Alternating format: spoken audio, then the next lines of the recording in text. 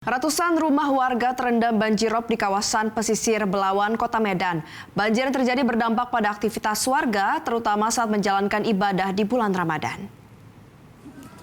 Banjirop atau meluapnya air laut ke daratan merendam ratusan rumah, melumpuhkan aktivitas warga.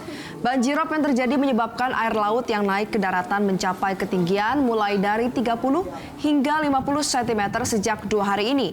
Fenomena banjirop mulai terjadi pada pukul 2 siang dan surut pada pukul 6 petang. Dan banjir kembali terjadi pada dini hari yakni mulai jam 1 pagi. Banjirop selain merendam ratusan rumah warga, aktivitas warga menjalankan ibadah selama Ramadan juga ikut terganggu.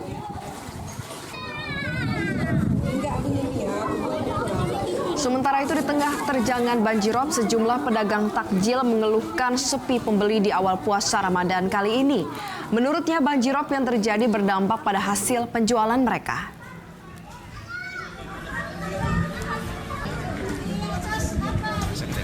Terganggu Pak? Kayak mana ya Bang? Kayaknya terganggu kali lah. Karena kan kami jualan juga. Biasanya dari jam 3 udah ada pelanggan, ini kami harus nunggu surut dulu. Jam-jam 6 baru ada yang datang beli. Jadi jualan kami kurang lah gitu pelanggannya gara-gara pasang. Kalau pasang rop ini setiap puasa?